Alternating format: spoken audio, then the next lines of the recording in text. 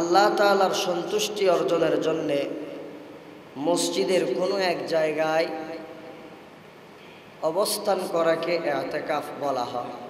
ইতিকাফ তিন প্রকার। এক নম্বর ইতিকাফ হলো ওয়াজিব, যেটা মানতের ইতিকাফ। কেউ যদি মানত করে আমি অসুস্থ, আল্লাহ তাআলা যদি আমাকে সুস্থতা দান করে তাহলে আমি এটার জন্যে 3 দিন ইতিকাফ করব, 4 দিন ইতিকাফ করব, বা অন্য কোনো বিষয়ে যদি মানত করে তাহলে এই ইতিকাফ পরিপূর্ণ করা এটা ওয়াজিব।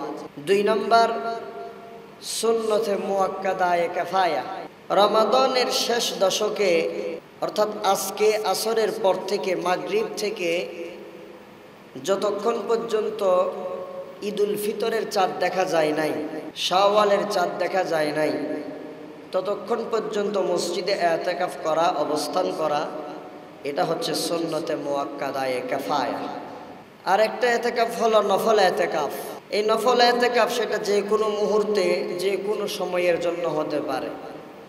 যদি কোনো একজন আল্লাহর বান্দা মসজিদে 1 ঘন্টার জন্য প্রবেশ করে তাহলে সে ইতিকাফের নিয়তে প্রবেশ করবে, যে আমি 1 ঘন্টার জন্যে মসজিদে প্রবেশ করতেছি, ইতিকাফের নিয়ত করেই আমি প্রবেশ করতেছি।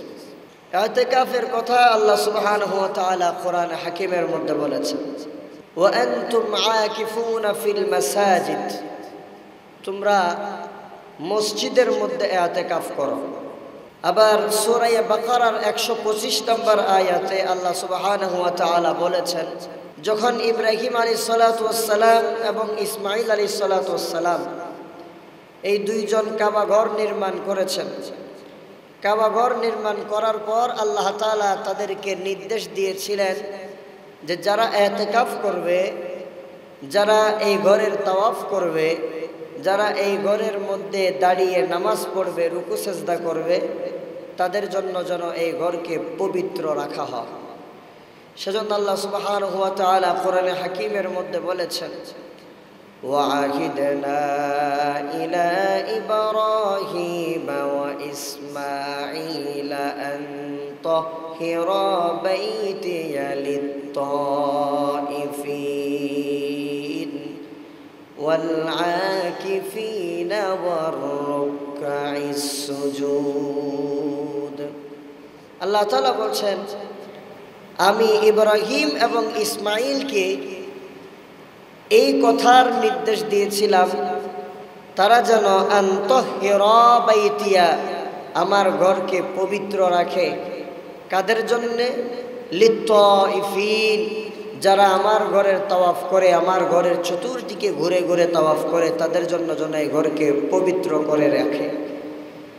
এরপরে ওয়াল আকিফিন, যারা ইতিকাফ করবে, রমাদানের শেষ দশকে গিয়ে আমার ঘরের মধ্যে অবস্থান করবে, তাদের জন্য যেন এই ঘরকে পবিত্র রাখা হয়।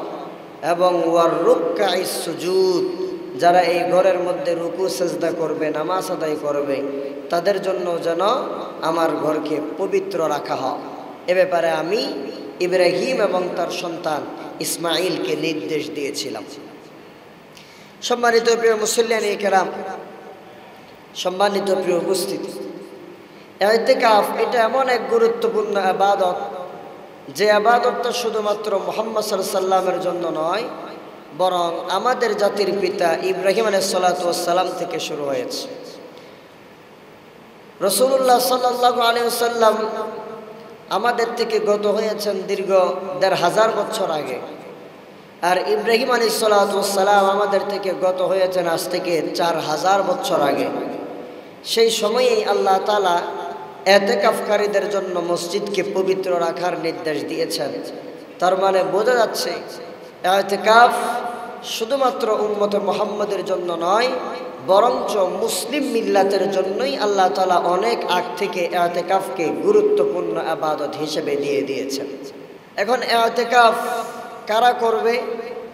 ইতিকাফ করার জন্য কিছু শর্ত রয়েছে। যারা ইতিকাফ করবে তাদের ব্যাপারে কিতাবের মধ্যে এসেছে কিছু শর্ত। ইতিকাফকারীকে 1 নম্বরে মুসলমান হতে হবে। কোনো হিন্দু, বুদ্ধ, খ্রিস্টান, বিধর্মীর জন্য ইতিকাফ করা জায়েজ নাই। এদের মধ্যে অনেক ধর্মের মানুষ আমরা দেখতে পাই, তারা সন্ন্যাসী হয়ে যায়, তারা সমাজ সংসার ত্যাগ করে এক জায়গায় চলে যায়, গোপনে চলে যায়। এই গোপনে চলে যাওয়া আর ইতিকাফে বসা এটার মধ্যে পার্থক্য আছে। সেজন্য ইতিকাফ শুধুমাত্র মুসলমানদের জন্য খাস, অন্য কোনো ধর্মের মানুষ ইতিকাফ করতে পারবে না।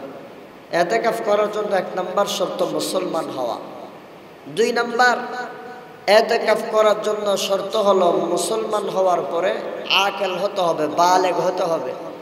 নাবালেগদের জন্য, ছোট্ট বাচ্চাদের জন্য ইতিকাফ জায়েজ নাই, তারা ইতিকাফে বসবে না।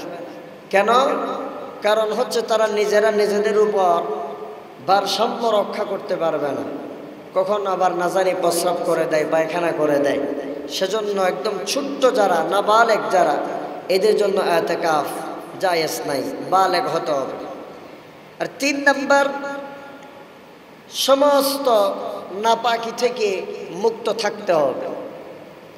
যত রকমের নাপাকি আছে সমস্ত নাপাকি থেকে নিজেকে পবিত্র রাখতে হবে। এখানে একটা মাসআলা, যদি কেউ মসজিদে অবস্থানকালীন সময়েই গোসল ফরজ হয়, তাহলে তাকে দেখতে হবে ময়লাটা কোথায় লেগেছে। যদি লুঙ্গিতে লাগে তাহলে লুঙ্গি সহ মসজিদ থেকে বের হয়ে গোসল ফরজ গোসল আদায় করতে হবে। আর যদি বিছনায় লাগে তাহলে বিছনাও মসজিদ থেকে বের করে ফেলতে হবে। আর যদি মসজিদের কোনো ফ্লোরে, মেঝেতে নাপাকি লাগে তাহলে মসজিদের ওই জায়গাটাই পরিষ্কার রাখতে হবে। কারণ আল্লাহ তাআলা বলেছেন, আনতাহিরা বাইতিয়া লিত্তাইফিন ওয়াল আকিফিন, যেখানে ইতিকাফ করব ওই জায়গাটা পরিষ্কার হতে হবে। সেজন্য নিজেকে সমস্ত প্রকার নাপাকি থেকে আমাকে হেফাজত রাখতে হবে। এরপরে 4 নম্বর শর্ত, নারী এবং পুরুষ উভয়েই ইতিকাফ করতে পারবে এবং তারা মসজিদে ইতিকাফ করবে।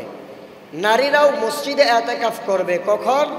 যদি মসজিদে নারীদের জন্য আলাদা জায়গা রাখা হয়, নারীদের জন্য যদি খুব সেফটির ব্যবস্থা থাকে, যেটা আরব বিশ্বে আছে, মসজিদে নববী, হারাম, মসজিদে আকসা সহ আরব বিশ্বের মধ্যে এই সমস্ত সিকিউরিটি আছে। মেয়েদের জন্য আলাদা দরজা, আলাদা মসজিদ, আলাদা প্রস্রাব পায়খানার জায়গা, এসব কিছু তারা এটা মেনটেন করে। সেজন্য আলাদাভাবে মসজিদের মধ্যেই তারা ইতিকাফ করে। কিন্তু বাংলাদেশের নারীরা যেহেতু মসজিদে তাদের জন্য ব্যবস্থা নেই, সুযোগ সুবিধা নেই, নিরাপত্তার গ্যারান্টি নেই, সেজন্য তারা যেখানে নামাজ পড়ে নির্দিষ্ট একটা স্থান ঘরের মধ্যেই তারা ইতিকাফ করবে।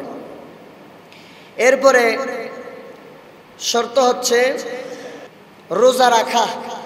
যারা ইতিকাফ করবে তারা রোজাদার হতে হবে।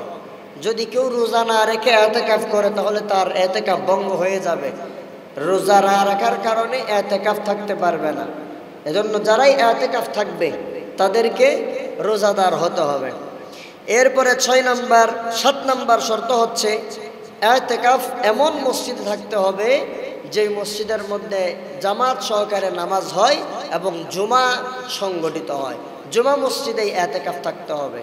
যদি এলাকার মধ্যে কোনো জায়গায় জুমা মসজিদ পাওয়া না যায় তাহলেই পাঞ্জেগানা মসজিদে ইতিকাফ থাকা যাবে, এর আগে থাকাটা নাজায়েজ। এখন যারা ইতিকাফ করবে তাদের জন্য কিছু কিছু কাজ নিষিদ্ধ, যেই কাজগুলা ইতিকাফ না থাকার কারণে সুন্নত ছিল, ওই কাজগুলা ইতিকাফ থাকার কারণে এগুলা না করাই সুন্নত। হাদিসের মধ্যে এসেছে রাসূলুল্লাহ সাল্লাল্লাহু আলাইহি ওয়াসাল্লামের স্ত্রী হযরত আয়েশা সিদ্দিকা রাদিয়াল্লাহু তাআলা আনহা হাদিসটি বর্ণনা করেছেন। عن عائشة رضي الله تعالى عنها أنها قالت السنة على المعتكف أن لا يعود مريضا ولا يشهد جنازة ولا يمس امرأة ولا يباشرها ولا يخرج لحاجة إلا لما لا بد منه ولا اعتكاف إلا بصوم ولا اعتكاف إلا في مسجد جامع أو كما قال عليه الصلاة والسلام. রাসূলের স্ত্রী হযরত আয়েশা সিদ্দিকা রাদিয়াল্লাহু তাআলা আনহা বলছেন, ইতিকাফকারীদের জন্য কতগুলো সুন্নত রয়েছে। তার মধ্যে এক নম্বর সুন্নত হচ্ছে লা ইয়াউদা মারিদান, অন্য সময় রোগীর সেবা করা সুন্নত, কিন্তু যখন ইতিকাফ করবে, ইতিকাফের মধ্যে ঢুকে গেলে তখন কোনো রোগী দেখতে যাবে না। রোগী দেখতে না যাওয়াটা সুন্নত। মসজিদ থেকে বের হয়ে আমার বিয়াই অসুস্থ, আমার স্ত্রী অসুস্থ, আমার মেয়ে অসুস্থ, ছেলে অসুস্থ, এইরকমভাবে এদেরকে দেখতে যাওয়া যাবে না, এটা জায়েজ নাই।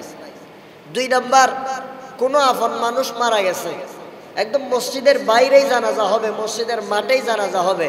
আল্লাহ রাসূল সাল্লাল্লাহু আলাইহি ওয়াসাল্লাম বলছেন, ওয়ালা ইয়াশহাদা জানাজাতান, কোনো ইতিকাফকারী ব্যক্তি জানাজার নামাজে উপস্থিত হতে পারবে না, জানাজা পড়াটা তাদের জন্য জায়েজ নাই।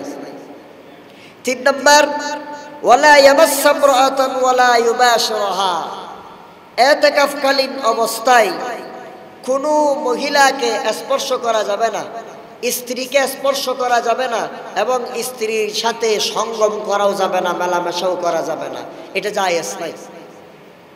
যদি কোনো আল্লাহর বান্দা ভুলবশত মসজিদের বাইরে গিয়ে স্ত্রীর সাথে আলিঙ্গন করে, স্ত্রী মেলামেশা করে, তাহলে সাথে সাথেই ইতিকাফ ভঙ্গ হয়ে যাবে, আবার নতুন করে ইতিকাফের নিয়ত করতে হবে। এরপরে রাসূলুল্লাহ সাল্লাল্লাহু আলাইহি ওয়াসাল্লাম বলছেন, ইতিকাফকারী ব্যক্তি ওয়ালা ইয়াখরুজা লিহাজাতিন ইল্লা লিমা লা বুদ্দা মিনহু, একদম প্রয়োজন ব্যতীত যেই কাজটা না করলেই নয়, যেমন প্রস্রাব পায়খানা করতে হবে, এটা মসজিদ থেকে একটু দূরে, মসজিদের ভেতরে প্রস্রাব পায়খানার ব্যবস্থা নাই, সেজন্য বের হয়ে প্রস্রাব পায়খানা করতে যাবে। তাহলে মসজিদ থেকে অপ্রয়োজনে বের হওয়া যাবে না। যদি মসজিদের বাইরে প্রস্রাব পায়খানা থাকে তাহলে সেটা সেরেই তাড়াতাড়ি করে আবার মসজিদে চলে আসতে হবে। কিন্তু দেখা যায় যে আমাদের সমাজে কিছু মানুষ এমন আছে, মসজিদে ইতিকাফ করছে, মসজিদের পাশেই, যেমন এটা পুকুরের পাশে ঘাট, ঘাটের মধ্যে যাইয়া দুপুরবেলা গল্প গুজব করতেছে, অথবা মসজিদের ভেতরে 2-3 জনে মিলে আড্ডা দিচ্ছে। এমন যদি হয় সাথে সাথে ইতিকাফ ভঙ্গ হয়ে যাবে। তারপরে কিছু মানুষ আছে এমন যে ইফতারি শেষ করে বিড়ি টানার জন্য মসজিদের বারান্দায় যায়। যদি এরকম হয়, এগুলো হয়, আমি অনেক জায়গায় দেখেছি, যাদের বিড়ি টানার, সিগারেট টানার অভ্যাস আছে, এরা যাবে, বাইরে গিয়ে একটু করে বিড়ি টেনে আসবে, সাথে সাথে ইতিকাফ ভঙ্গ হয়ে যাবে। আবার অনেকে দেখা যায় মোবাইলে কথা বলার জন্য বাইরে যায়, ভেতরে নেটওয়ার্ক নাই, যেমন এই মসজিদে নেটওয়ার্ক নাই, নেটওয়ার্ক না থাকার কারণে মসজিদের বারান্দায় গিয়ে প্রতিদিন মাগরিবের পরে বউকে ফোন দেয় যে ঘরের হাল হাকিকত কি, সবাই ভালো আছে কিনা। আবার কেউ কেউ দেখি যে মাঝে মধ্যে, আমি দেখেছি এটা, মসজিদের ভেতরে ইতিকাফ থাকাকালীন অবস্থায় ব্যবসা মেনটেন করে, ফোন দিয়ে দোকানের কর্মচারীদেরকে জিজ্ঞেস করে যে আজকে কত টাকা সেল হয়েছে, অমুকে আজকে মাল দিছে কিনা, এই মালগুলা সেল দেওয়া হয়েছে কিনা। এইরকম যদি হয় ইতিকাফ সাথে সাথে ভঙ্গ হয়ে যাবে, কারণ এখানে ব্যবসা করার জন্য আসে নাই, দুনিয়ার সব কিছু ত্যাগ দিয়ে নিজেকে আটকিয়ে রেখেছে আল্লাহর কাছে, একমাত্র আল্লাহর সন্তুষ্টির জন্য। তো এগুলা না হলে ইতিকাফ ভঙ্গ হয়ে যাবে। এজন্য শর্ত, বিনা প্রয়োজনে অপ্রাসঙ্গিকভাবে কোনো মতেই মসজিদের বাইরে যাওয়া যাবে না। তাহলে প্রয়োজন দেখতেছি আমি শুধুমাত্র একটা প্রয়োজন, সেটা হচ্ছে হাজত সারার প্রয়োজন আর গোসল করার প্রয়োজন, এই ছাড়া আর কোনো প্রয়োজন নাই। মোবাইলে কথা বলা, মোবাইলে গেম খেলা, ব্যবসা বাণিজ্য মেনটেন করা, বিড়ি খাওয়া, নিজের পরিবার পরিজনের খবর নেওয়া, এগুলো হচ্ছে অপ্রয়োজনীয়। মাত্র 10টা দিন যদি বউ ছাড়া থাকতে না পারি, পরিবার ছাড়া থাকতে না পারি, ব্যবসা বাণিজ্য ছাড়া থাকতে না পারি, মোবাইল ছাড়া থাকতে না পারি, তাহলে আমি আর কিসের মুসলমান? এজন্য এটা জায়েজ নাই। এরকম যদি কেউ করে ইতিকাফ সাথে সাথে ভঙ্গ হয়ে যাবে। এরপরে আল্লাহ রাসূল সাল্লাল্লাহু আলাইহি সাল্লাম বলছেন, ওয়ালা ইতিকাফা ইল্লা বিসাওমিন, রোজা না রেখে ইতিকাফ করা। এরকম অনেক মুসল্লি পাওয়া যায় যে না, আমি রোজা থাকবো না, ইতিকাফ করব। এরকম হলেও ইতিকাফ ভঙ্গ হয়ে যাবে। ইতিকাফের জন্য রোজা শর্ত। তারপরে জামে মসজিদ, রাসূল বলছেন ওয়ালা ইতিকাফা ইল্লা ফি মসজিদিন জামিইন, জামে মসজিদ হতে হবে। এখন জামে মসজিদ কোনগুলা? জামে মসজিদ হওয়ার জন্য শর্ত হলো মসজিদের জায়গা ওয়াকফ করে দেওয়া। যদি 5 ঘন্টার উপরে মসজিদ হয়েছে, এত আলিশান সুন্দর মসজিদ। এই মসজিদের 1 করা জায়গাও যদি কেউ ওয়াকফ করে না দেয়, বলে যে 5 জনের জায়গা, 5 জনের মধ্যে 4 জনে 4.5 ঘন্টা জায়গা ওয়াকফ করে দিয়েছে, আর আধা ঘন্টা জায়গা আমার, আমি ওয়াকফ করে দিই নাই, সাথে সাথে মসজিদ থেকে বের হয়ে যেতে হবে, জুমা আদায় হবে না, জুমা আদায় হবে না। কারণ জুমা আদায় হওয়ার জন্য মসজিদের জায়গা ওয়াকফ করে দেওয়া শর্ত। এজন্য মার্কেটের যে মসজিদগুলো আছে অথবা এলাকায় এলাকায় কিছু ব্যক্তিগত উদ্যোগে মসজিদ বানানো হয়, যেগুলাকে আমরা ফানজেগানা মসজিদ বলি। 5 ওয়াক্ত নামাজ সেখানে আদায় করতে পারবেন, কিন্তু জুমা আদায় করা যাবে না, কারণ সেগুলা ওয়াকফকৃত জায়গা নয়। যেই দিন বলবে যে জায়গা ওয়াকফ করে দিয়েছে, সেই দিন থেকে তার আর মালিকানা, তার খবরদারি ওই মসজিদে চলবে না, জায়গা ওয়াকফ হয়ে যাবে, সেই দিন থেকেই নামাজ জুমা আদায় হবে, এর আগে জুমা আদায় হবে না।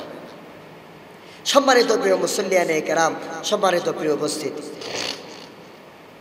এখন যারা ইতিকাফ করবে তারা মসজিদের মধ্যে ঢুকে কি করবে? মসজিদে তো 1 নম্বর ইতিকাফের নিয়ত করবে, নিয়ত করেই মসজিদে ঢুকে যাবে যে আমি ইতিকাফের জন্য, আল্লাহকে সন্তুষ্টি করার জন্য 10 দিনের জন্য ইতিকাফে ঢুকে গেলাম।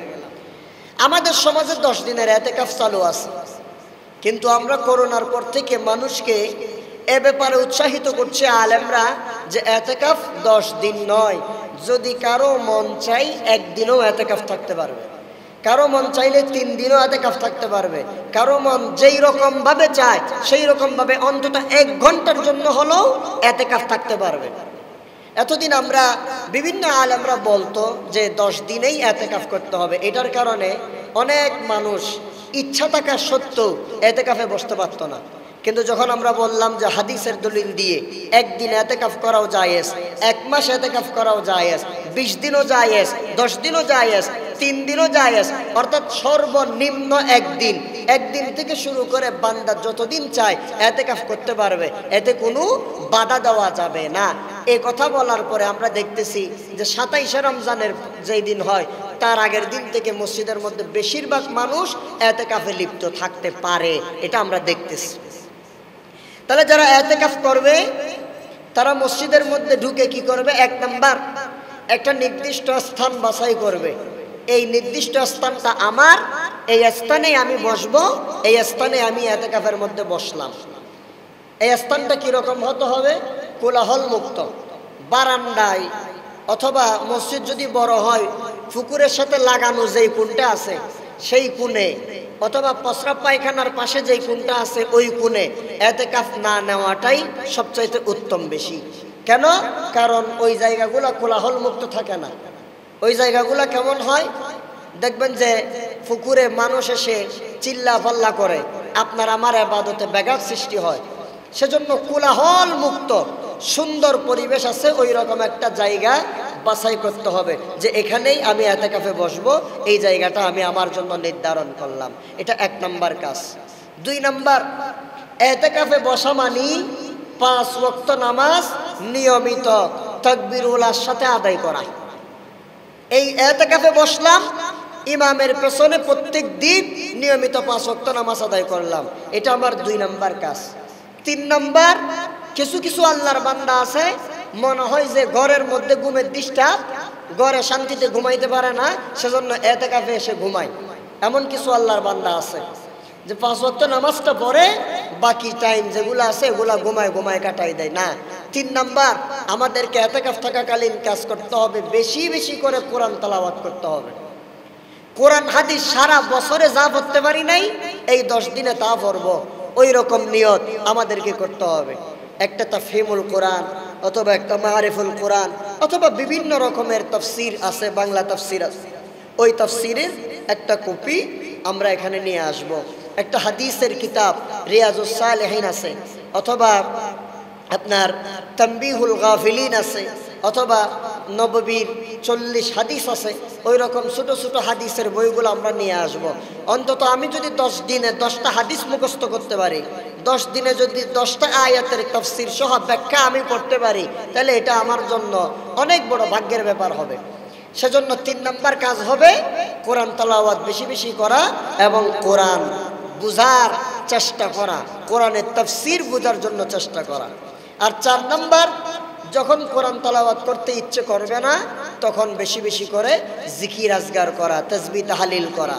কারণ দামি দামি জিকির আল্লাহ তাআলা দিয়েছেন। কোরআন শরীফের মধ্যেও আল্লাহ সুবহানাহু ওয়া তাআলা জিকির শব্দটা উল্লেখ করেছেন। আল্লাহ তাআলা বলছেন যে তুমি যখন আমার জিকির করবা, আমাকে স্মরণ করবা, তখন আমি তোমাকে স্মরণ করব। আর জিকির করলে অন্তর তাজা থাকে, অন্তর মরে না। সেজন্য বেশি বেশি করে জিকির আজগার করতে হবে। আর 5 নাম্বার, যখন আমি ঘুমাবো, আমার একদম ঘুম চলে আসতেছে, ঘুমানোর সময়ও আমি দরুদ শরীফ পড়ে পড়ে জিকির করে করে ঘুমাবো। কারণ আমি মসজিদে এসেছি, এতেকাফে এসেছি একমাত্র ইবাদত করার জন্য। একমাত্র আমার কাজ হবে ইবাদত। ইবাদত যেখানেই যাই না কেন ইবাদত। সম্মানিত প্রিয় উপস্থিতি, এখন এই সকল কাজগুলা যদি আমরা মেনটেন করে চলতে পারি, ভারসাম্য রক্ষা করতে পারি, তাহলে আমাদের এতেকাফের কারণে আমাদের কি ফজিলত পাওয়া যাবে। হাদিস শরীফের মধ্যে এসেছে, যারা এতেকাফ করে তাদের জন্য আল্লাহ সুবহানাহু ওয়া তাআলা অসংখ্য সওয়াব নিয়ামত রেখে দিয়েছেন। 1 নাম্বার, যারা এতেকাফ করবে তারা রাসূলুল্লাহ সাল্লাল্লাহু আলাইহি ওয়াসাল্লামের সুন্নত আদায় করবে।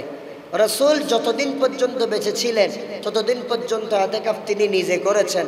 রাসূলের ইন্তেকালের পরে রাসূলের স্ত্রীরা এতেকাফ করেছে। এজন্য এতেকাফ, রমাদান এতেকাফ থাকা এটা সুন্নত। হাদিস শরীফের মধ্যে এসেছে, রাসূলুল্লাহ সাল্লাল্লাহু আলাইহি ওয়াসাল্লামের স্ত্রী আয়েশা রাদিয়াল্লাহু তাআলা আনহা তিনি হাদিস বর্ণনা করছেন। তিনি বলছেন, আন্নান নবী সাল্লাল্লাহু আলাইহি ওয়াসাল্লাম কানা ইয়াতাকিফু 10 আল-আওয়াখির মিন রমাদান। রাসূল সাল্লাল্লাহু আলাইহি ওয়াসাল্লাম রমজানের শেষ 10 দিনে এতেকাফ করতেন। কতদিন এতেকাফ করতেন? মা বলছেন যে রাসূল সাল্লাল্লাহু আলাইহি ওয়াসাল্লাম এতদিন এতেকাফ করেছেন হাত্তা তাওয়াফাহুল্লাহ, আল্লাহ তাআলা যতদিন পর্যন্ত তাকে ওয়াফাত দান করেন নাই, মৃত্যুবরণ করেন নাই, ততদিন পর্যন্ত আল্লাহর রাসূল তিনি এতেকাফ করতেন। এখন রাসূল যখন বিদায় হয়ে গেলেন, গত হয়ে গেলেন, তখন কারা এতেকাফ করেছে?